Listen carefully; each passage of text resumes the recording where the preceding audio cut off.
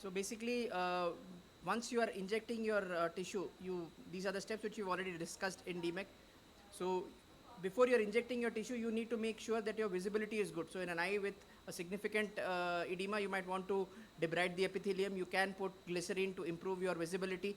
And in eyes with scar, you might actually even consider doing a PTK to remove the anterior haze a little bit so that your visibility improves. When you're loading the tissue, like was shown in the previous talk, you need to make sure that you load it in the correct orientation. You have the option of flushing the tissue back and forth in the injector from the narrow part to the broader part of the tissue, as has been described by Dr. Fogla, which allows the tissue to go back into a double scroll or a Goldilocks configuration. Once it's in the Goldilocks configuration and your chamber is a bit shallow, then it's a lot easier to unfold the tissue. So here, before that technique was described, we could just agitate it on the bed itself to get the thing. You can see the nice F mark, you can see the double scroll orientation, and when you are injecting the tissue, you need to be sure that it goes in smoothly without a jerky movement. The AC maintainer is stopped, and before you start the injection, it is disconnected from the IV so that the fluid will go into the AC maintainer and the tissue will not come out along with it. Once it is inserted, then you tap it, hold it on one side and tap it on the surface like a carpet rolling. Once one side is free, you can just roll it out, and then once it is unfurled, you put in an air bubble to kind of fixate the tissue. So it's important to look at the orientation. It's important to see a free edge. It's important to then pin that edge and then tap it. You can tap either in the periphery, or if it's a tight scroll, you might want to tap on the center to kind of roll it like a carpet. So this is the video which is basically showing you the agitation to kind of achieve a double scroll. So it takes a little bit of practice because you sometimes flush it completely out of the system. So you need to understand how much force you need to use. You need to get it just between the funnel to the broader part of your cannula and back. And once you get the Goldilocks scroll here, it's actually gone in very fast. It has taken a little bit of time for it to kind of spin inside, so it should not happen, because if it goes in very fast and it spins, then all the effort that you took in to achieve the scroll becomes negated, because then it goes inside, it becomes a tight scroll, you're again fighting a battle and unfolding the tissue in a longer period of time. So here, in fact, this patient had a very dense haze. We did a PTK to reduce the spheroidal, and in these eyes, it's important to stain the tissue more densely because your visibility is compromised. You want that blue stained tissue to be seen more easily. Here, it is absolutely imperative to get a double scroll. So you might want to use a tissue which is somewhere around 60, not a very older tissue, as well not as a very younger tissue, because older tissues sometimes, because they are so flat, don't get into a double scroll configuration. A younger tissue goes more into a single scroll configuration and it becomes difficult to unfold. So again, the process is very simple. You get the scroll, you put it in the eye, allow one side to open up, you pin it. You can either depress the anterior chamber on one side, or you can let a fluid loose so that it kind of unfolds. If it goes as a taco, or it goes as this thing, you can just deepen the chamber so that it allows it to come in the correct orientation, and then you can redo the entire process.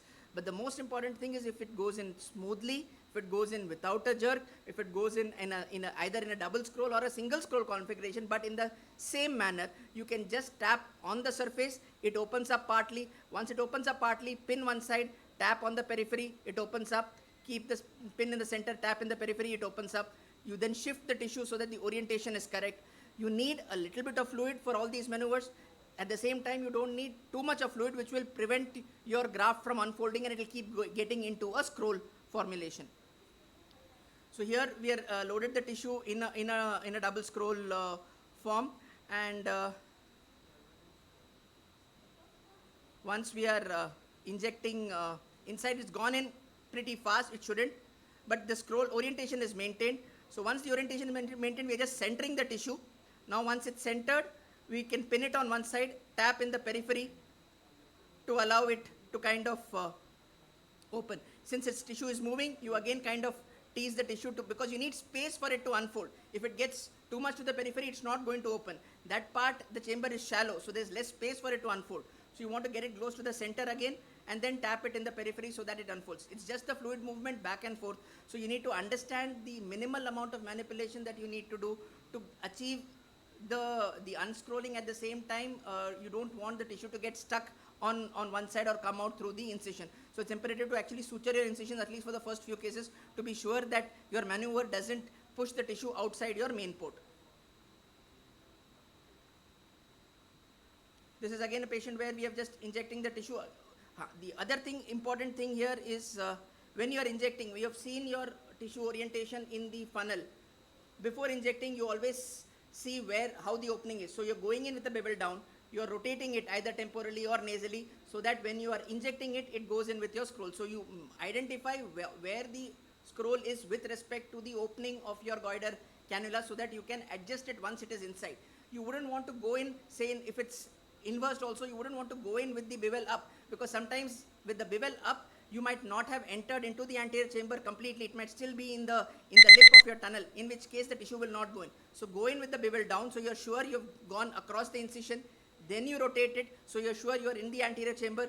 Then you inject it, and when you're coming out, make sure that you come out slowly. You can have your second instrument at the incision, so that there is no leakage of the tissue through the incision.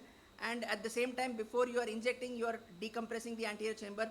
If you have not used an artificial chamber or AC maintainer, if you're using an AC maintainer, disconnect the AC maintainer so the fluid goes into the negative suction of the AC maintainer and allows space for the fluid to go into the anterior chamber. So here we have injected the tissue. It has gone in with a little bit fast. Luckily, the orientation is maintained. We're just tapping on the surface, tapping on the periphery, and that's done. So if you inject it properly, within 30 seconds to a minute, your unfolding is over, your tissue manipulation is reduced, and you get the best result with respect to less endothelial cell loss. This was a glaucoma patient with PCAG with DMEK. We did the cataract surgery. We're injecting the tissue. So it's gone in nicely with a double scroll, but there was a time lag between the removal of the AC maintainer, so there was a flip of the tissue. So if you have to flip the tissue, go in, gently inject, so you can see the tissue flip. Once it is flipped, then you can pin it and open it on the other side, again center it. So when you are spinning the tissue, it's just a small jet of fluid into the anterior chamber, which just slightly deepens the chamber and the tissue can flip. If your chamber deepens too much, what happens is the tissue gets pushed to one side and it will almost start coming out through the anterior chamber. So you don't, unlike in a cataract section where you want the chamber to be deep and formed, here if there's a little bit of leak from the side port also, it's not bad, because it just gives you the fluid wave without increasing the pressure inside the eye. If the pressure in the eye increases, the chamber becomes deep, the tissue can kind of become more tight, or the tissue can get pushed to one of the incision sites, and then it causes more damage.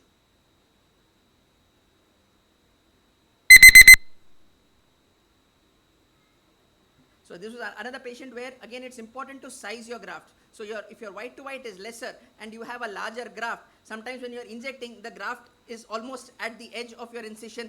So there you don't have a choice. You might have to probably hold it and push it inside. So it's important to size your graft before. So it's good to actually, sometimes we prepare the tissue and then go to the patient. But if you do that, you might have this issue. So you always make sure that you measure the patient's corneal diameter before you prepare your tissue.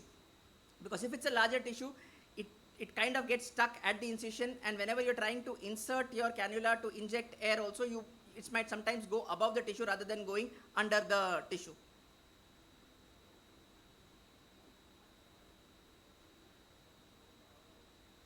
So when you're looking at the insertion, you have this Walterman's technique where there's given various scrolls how you would want to unfurl each, but the basic principles are the same. You try to get a double scroll, you pin one side, tap either in the center or in the periphery. If you have origami, inject saline to get it into a scroll formation. If that doesn't happen, you just have to give a flip of tissue, deepen the chamber, it will come into that configuration. If it forms like a taco, that's the most challenging part, because you need somewhere space to pin the tissue down. So you can then again deepen the tissue, allowing it a tendency to go into a single scroll and then try to open it. An older tissue, when it is very flat, sometimes you might feel it is easy to unfurl. It is easy if it goes in the correct direction. If it doesn't go and it becomes a taco, then it is difficult to get it into a curling formation. You might just need to get one edge. If you can get one edge, you can pin that and open it. Otherwise, you might just have to hold it with a 25 gauge or a 23 gauge forceps and unfurl the other one. If it's a deep chamber like in a post-vitrectomized eye kind of a thing, you might want to depress the anterior chamber a lot more to kind of achieve it, you might want to, when you're pressing the tissue down, you might still have to egress fluid from one of the side port to make sure that the chamber collapses for the tissue to get flattened out. Or you might want to use a little bit of pressure on the mid-periphery in the equator to kind of shallow the chamber because of a pressure on the equator. Or you can use an air bubble in the front to kind of open the tissue from the front. But those are challenging situations, especially if it's if you're doing an SFIOL in a completely vitrectomized eye, the pressure doesn't build up. So those are issues which are going to be a little bit of a challenge. And you might want to take a slightly older tissue, somewhere around 60, so that your unfolding becomes a lot easier. Or you might want to consider a pull-through technique where you have control over the tissue, where you're holding it and allowing it to unfold. Thank you. Thank you, Dr. Bhaskar, for those wonderful points.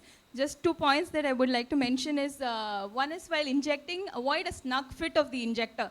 Make the injector, know the size of your injector and make the incision accordingly. Never try a wound assisted, it never works for DMEK. You have to go inside well into the anterior chamber and then only inject.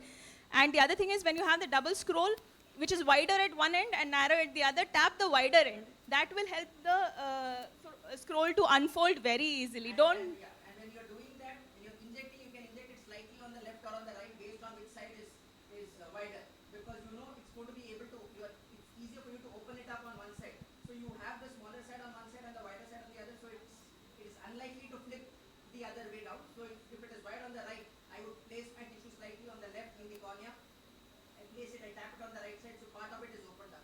If you do it reverse, then it will kind of flip around when you're trying to decompress the anterior. Sir, I have a question. Like after the air injection, if you find that the graft is decentered, so what we have to do next? So you will have to aspirate the air again, inject a bit of saline. Sometimes it might still get stuck so well that it might not move. You might have to hold it a little bit and pull it down, because you have to detach it from the cornea. You will have to press on the external surface, detach it from the cornea so it goes into the anterior chamber again. It will form a scroll, and again you do you start from the scratch. So that's why when you're injecting air, going with a 30 gauge cannula in a 1 cc syringe, hold it like a pen. Don't keep your thumb on the plunger. Take your cannula to the center of your pupil